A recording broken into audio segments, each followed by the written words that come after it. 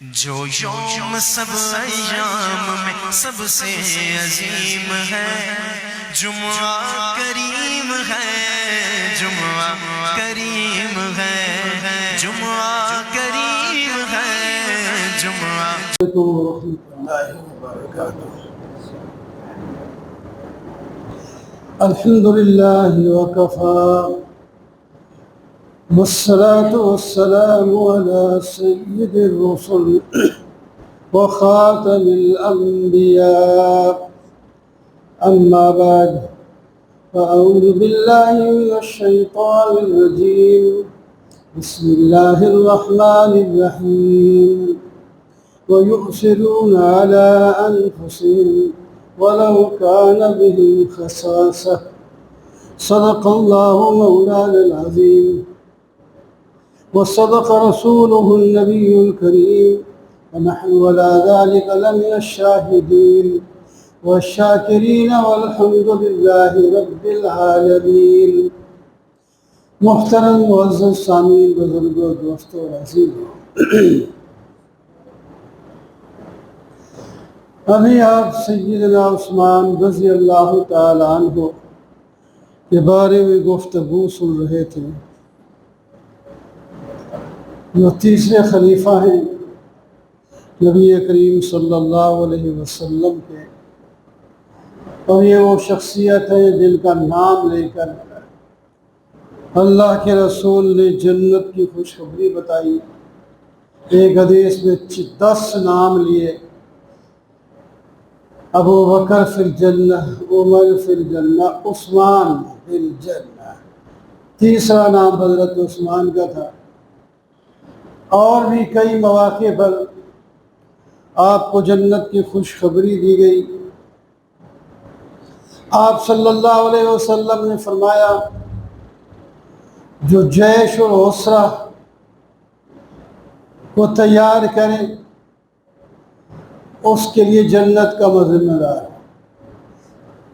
تو حضرت عثمان رضی اللہ تعالیٰ عنہ نے ایک روایت کے مطابق 300 اونٹ بما سامان کے اور اس کے علاوہ باقی رقم اس لشکر کو تیار کرنے کے لیے پیش کی۔ اور ایک روایت میں ہے کہ ہر بار آپ نے 300 اونٹ، اس طرح 900 اونٹ بنتے ہیں، آپ نے پیش کیے۔ اور آپ نے فرمایا، جو یہ کنواں خرید کر مسلمانوں پر وقف کر دے، پانی کی تنگی ہے، تو میں اس کے لیے جنت کا ذمہ دار ہوں۔ اور بھی کئی موقع ہیں جس میں جنت کی آپ کو خوشخبری دی گئی۔ تو ابھی میں نے آیت پڑھی ہے، وَيُؤْثِرُونَ عَلَىٰ أَنفُسِهِمْ وَلَوْ كَانَ بِهِمْ خَصَاصَةٌ۔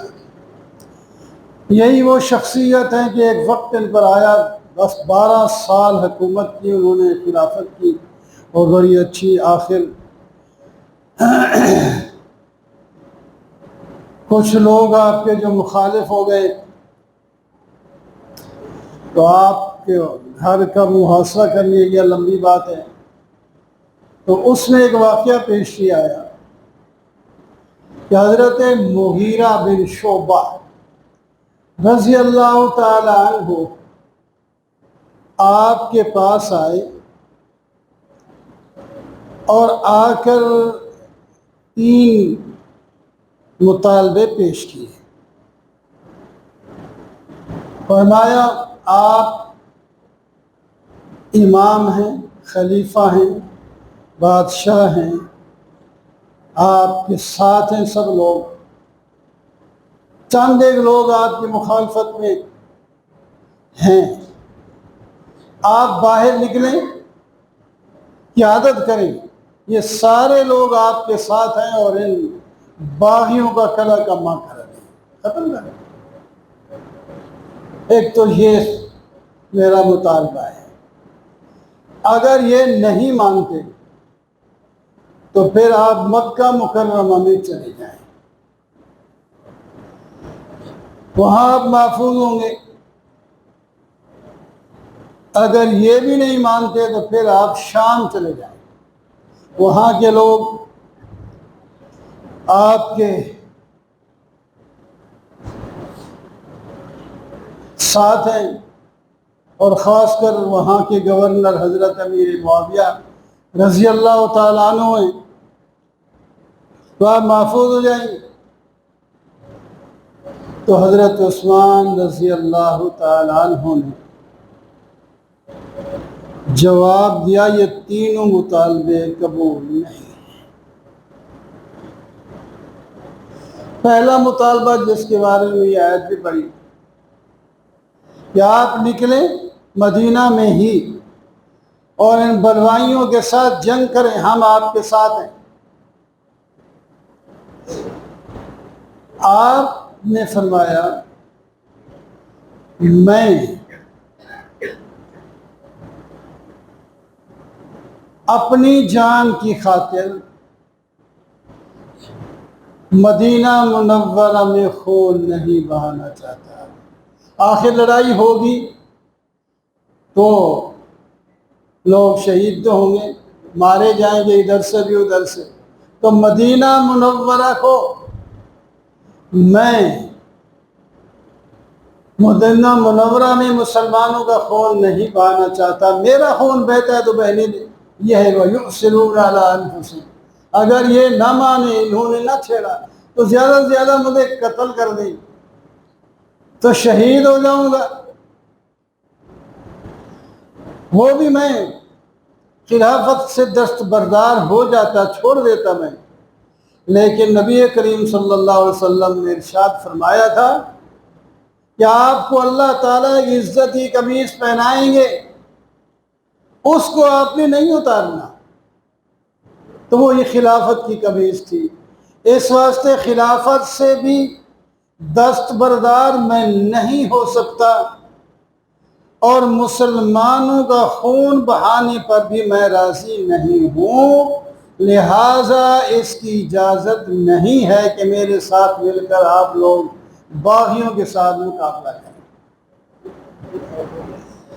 اور آپ نے دوسری بات کی ہے مکہ مکرمہ میں چلے جانے کی،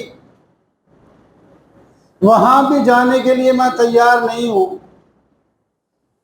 اس واسطے کہ وہاں اگر پھر گڑبڑ ہو گئی تو نبی علیہ السلام نے ارشاد فرمایا جو حرم مکہ میں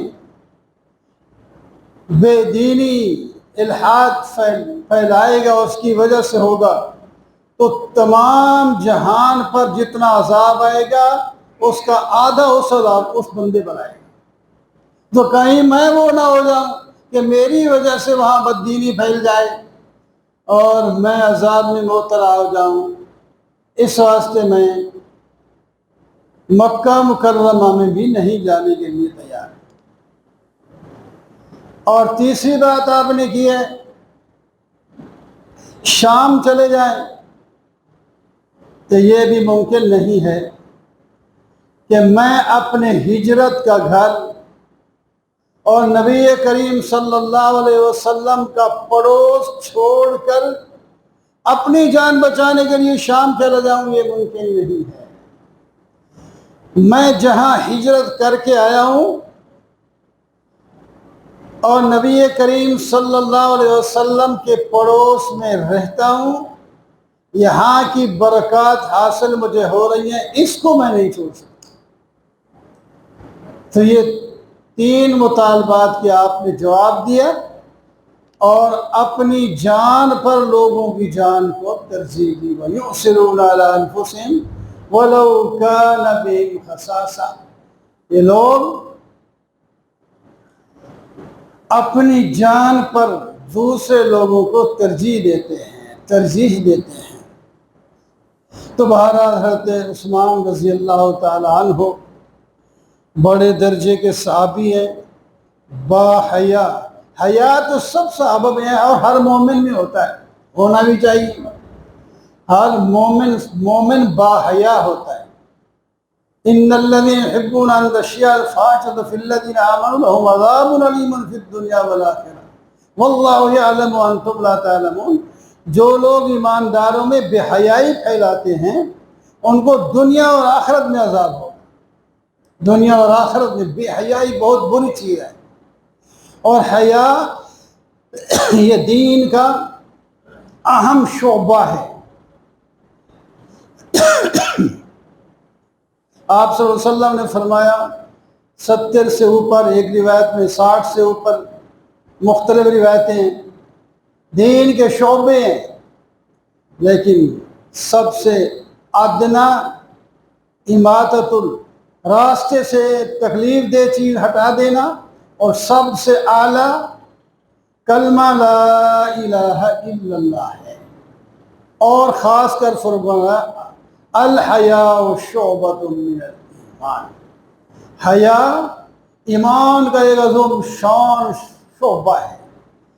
آپ کمرے کے اندر دروازہ بند کر کے، جس طرح ہمارے غسل خانے ہوتے ہیں، غسل خانے میں بھی نہاتے تو کپڑے پہن کر نہاتے. ایک دفعہ نبی علیہ السلام تشریف فرمائے اور ٹیک لگائے ہوئے ہیں. حضرت عمر آئے، حضرت صدیق رضی اللہ تعالیٰ عنہ آئے، اجازت مانگی تو آپ اسی طرح رہے. آپ کی تھوڑا پنڈلی سے ذرا چادر اوپر ہوئی تھی، تو گھٹنے سے سطر بنتا ہے، گھٹنا بھی سمیت. نیچے جو ہے وہ سطر نہیں ہوتا، اس میں پردے کی کوئی ضرورت نہیں ہوتی. لیکن وہ حیا والے لوگ ہیں، وہ حیا کرتے ہیں، وہ پنڈلیاں بھی ننگی نہیں کرتے. تو خیر آگے صدیق اکبر آپ نے اجازت دے دی، عمر فاروق آئے تو ان کو بھی اجازت دے دی، آپ اسی حالت میں رہے. جب حضرت عثمان تیسرے نمبر پر آئے اجازت مانگی تو آپ سنبھل کر بیٹھے اور پنڈلی کا کپڑا سیدھا کر دیا، ٹخنے تک لے گئے، پھر اجازت دی. بعد میں حضرت عائشہ صدیقہ رضی اللہ تعالی عنہا نے پوچھا، میرے باپ صدیق اکبر آئے تو آپ اسی حالت میں رہے، حضرت عمر آئے تو آپ اسی حالت میں رہے، حضرت عثمان آئے، حالانکہ داماد تھے، بیٹے تھے، بچے تھے، اس لحاظ سے اس سے اتنا تکلف کی ضرورت بھی نہیں تھی، تو آپ پہلے سنبھل کے بیٹھے، اس کے بعد اجازت دی. فرمایا عائشہ جس شخصیت سے اللہ کے فرشتے بھی حیا کرتے ہیں، میں کیوں نہ حیا کروں. حضرت عثمان باحیا اتنے تھے، اور ہر آدمی کو باحیا ہونا چاہیے. آج کل بے حیائی پھیلتی چلی جا رہی ہے، اس کے نقصان ہے. ہم نقصان کی طرف نظر نہیں نقصان کی طرف، اس کے اسباب کی طرف نظر نہیں ڈالتے. مہنگائی ہو رہی ہے، فلاں ہو رہا ہے، تفرقے بازی ہو رہی ہے، لڑائی ہو رہی ہے، قرض چل رہے ہیں، ان کو تو دیکھیں گے، لیکن یہ نہیں دیکھتے کہ اس کے اسباب کیا ہیں، ہم کن کن گناہوں میں مبتلا ہیں. آپ نبی کریم صلی اللہ علیہ وسلم نے بہت سے گناہوں کی نشان دہی کی. یہ گناہ جب امت میں ہونے لگے گا تباہی آئے گی، قحط آئے گا، بارشیں بند ہوگی، تفرقہ بازی ہوگی، لڑائی ہوگی، جھگڑے ہوگی. تو یہ اسباب ہیں اس کے، وہ ہم نہ پڑھتے ہیں، نہ سیکھتے ہیں، نہ بتاتے ہیں، نہ عمل کرتے ہیں. ہم صرف اس کا جو نتیجہ ہے اس پر نظر آیا، ایسے ہی اس کو ہم چرلو سے بند کرنا چاہتے ہیں. ایسے تو نہیں ہو جاتا. ہر چیز کا ایک سبب ہے، اسباب ہے، اس کو جب تک وہ سبب نہیں ختم ہوگا اس کا نتیجہ کیسے ختم ہو سکتا ہے؟ وہ تو چلتا ہی رہے گا. یہ کر دیں گے، وہ کر دیں گے، کچھ بھی نہیں کر سکتے جب تک نیچے سے سبب نہیں ٹھیک کریں گے، اللہ کی مہربانی اور اللہ کی رحمت والے عمل نہیں کریں گے. اس وقت تک ہمارے حالات نہیں بدل سکتے. کوئی کتنا شور مچاتا پھرے، اس سے کچھ بھی نہیں ہوتا. حکومت میں ہو یا حکومت سے باہر ہو یا عوام ہو یا کوئی بھی ہو، جو بھی نعرے لگا لیں، بے شک لگا لیں، کچھ نہیں ہوگا اس طرح جو نبی علیہ السلام نے فرمایا ہے. اس کے مطابق جب ہم اپنے آپ کو ٹھیک کریں گے تو باقی اوپر والے حالات خود ٹھیک ہو جائیں گے. تو بہرحال حضرت عثمان رضی اللہ تعالیٰ عنہ باحیا خلیفہ ثالث ذو النورین، ابھی آپ سن رہے تھے، ایک ہی شخصیت ہے آدم علیہ السلام سے لے کر نبی کریم صلی اللہ علیہ وسلم تک. ایک شخصیت ہیں جو کسی نبی کے دوہرے داماد ہوں، یعنی ایک بیٹی بھی اس کے نکاح میں آئے، اس کی موت کے بعد پھر دو اکٹھی تو نہیں ہو سکتی، دو بہنیں اکٹھی کسی کے نکاح میں نہیں ہو سکتی، لیکن ایک فوت ہو جائے تو اس کے بعد دوسری بہن کے ساتھ نکاح کرنا جائز ہے۔ جب دوسری بھی حضرت عثمان کی بیوی حضرت ام کلثوم ان کا نام ہے، دوسری پہلی رقیہ تھی، تو جب وہ فوت ہو گئی تو آپ صلی اللہ علیہ وسلم نے فرمایا اگر میری تیسری بیٹی ہوتی تو اس کا نکاح بھی میں عثمان کے ساتھ کرتا۔ اور ایک روایت میں آپ نے فرمایا اگر میری 40 بیٹیاں ہوتی، تاریخ الخلفاء میں یہ روایت لکھی ہے، اگر 40 بیٹیاں ہوتی تو ایک کے مرنے کے بعد دوسرے کا نکاح میں عثمان سے کرتا جاتا۔ حالانکہ کسی کے گھر ایک آدھ بیٹی یا فوت ہو جائے، بیوی کہتے ہیں یار بڑا حسنی آدمی ہے، بس اس کے ساتھ ہم بچی کو نہیں بیانا، اور لوگ الٹا ہی نتیجہ نکالتے ہیں۔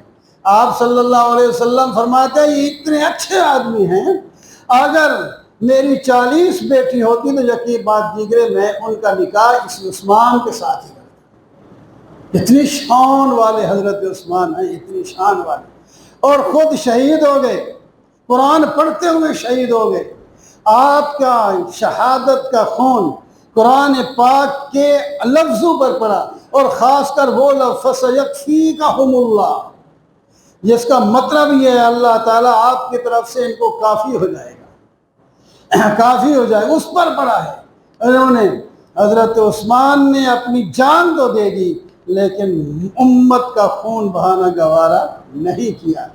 یہ چیزیں صرف شہادت بیان کرنا مقصد نہیں ہوتا، ان کے جو اعمال ہیں، ان کے جو افعال ہیں، ان کے جو کردار ہیں جن کی وجہ سے ان کو یہ عزت ملی، وہ ہم سیکھیں پڑھیں، وہ کیا کرتے تھے، ان کو اللہ نے اتنی، ان کے زمانے میں دوسرے لوگ نہیں تھے۔